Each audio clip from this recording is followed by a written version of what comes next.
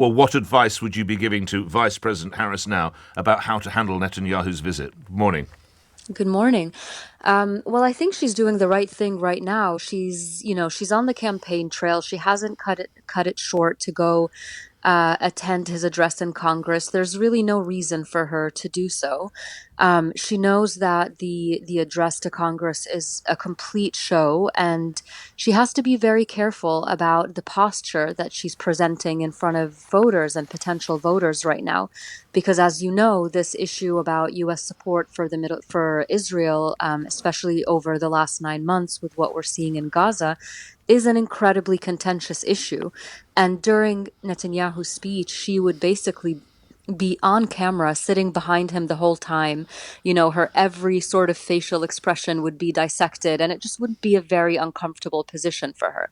Isn't She that is, the role of however, being a president sometimes? You're put into uncomfortable positions? No? Well, of course, but this is completely unnecessary for her to be there, especially since she's already on the campaign trail. She is, however, going to be meeting with Netanyahu one-on-one at the White House. So in that sense, she is fulfilling her duties diplomatically. She is still a sitting vice president. She's going to meet with him. The advantage of meeting with him one-on-one, of course, is that she gets to release her own side of the conversation, her own talking points, where she's expected to be calling for the same Let, things she's been calling for, like a ceasefire, an end to the war, and a release of the hostages. let me ask you this, Jasmine. You're mighty closer to this than I am, and we read about how issues such as the economy and the issues with the border with Mexico and Roe v. Wade will all play out over the next 100 plus days. How Mhm. much will Gaza be an influence as to who wins in November? Well, that's a good question because, in the grand scheme of things, and especially when you compare this issue, the Gaza issue, with these issues that you just mentioned, that are really nationwide issues that affect everyone, it's a bit more marginal, but that doesn't mean that it's insignificant, especially since Kamala Harris is going to need to win Michigan to get to the presidency. Explain And that. I know what you mean, but just to my listeners in UK, explain the relevance of Michigan, if you would, Jasmine.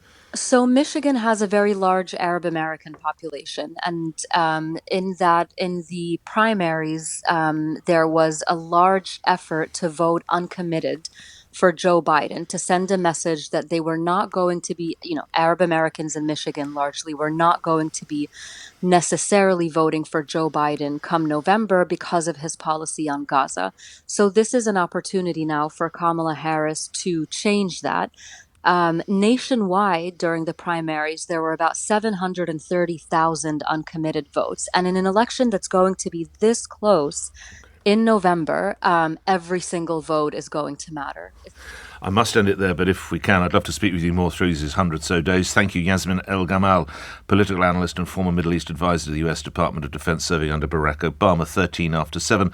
Let's bring Hen Mazzig into the story. He's an Israeli author and senior fellow of the Tel Aviv Institute, currently in California. What are the optics, then, of the vice president choosing not to attend this speech later today, do you think? Good morning. Good morning. I think it's an interesting diplomatic maneuver. I think Vice President Kamala Harris has chosen not to attend the Netanyahu speech, instead just meeting with him. I think it's just sending a message, because Netanyahu is still a polarizing figure within Israel. The troop itself is not looked favorably from Israelis' perspective. There's a war going on. There's hostages that are still in captivity, and him going again just reminds a lot of people of the 2015 trip that he did to America during Obama time, and he had this whole speech, and it was all about blustering his image. So I think for Vice President Harris to not attend this speech, but meeting with him later on, is a way to say, I'm going to respect him as an elected leader, and I'm not going to be in the speech. And it's important to note that J.D. Vance, the Republican Party's vice presidential nominee, is also not going to attend the speech because he's already on the campaign trail. So I think it's actually an okay move on her part. You don't think that some within the Israeli administration will feel a sense of being let down? Definitely, they will feel a sense of being let down, but I don't think they would be surprised. They know Kamala Harris's stand on these issues. Nothing here is new, but I think that the fact that she still goes, she will meet with him, and he will meet with President Biden. He will meet with President Trump as well.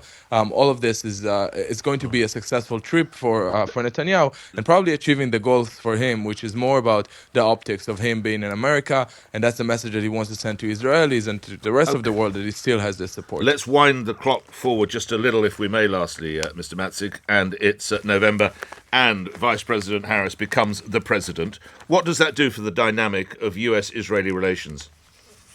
I think that the relationship between America and Israel is stronger than whoever is the president, and we've seen it over the years. If it was Obama or Trump, the relationship and the strong allyship there, it's just a good policy for America to have an ally like Israel, a democracy in the Middle East. So I don't think a lot would change, but I do think that Harris's approach to Israelis and Palestinians, seeing the humanity and advocating for both people, while being very strong and firm on giving support to Israel, supporting with aid, but also supporting Palestinians.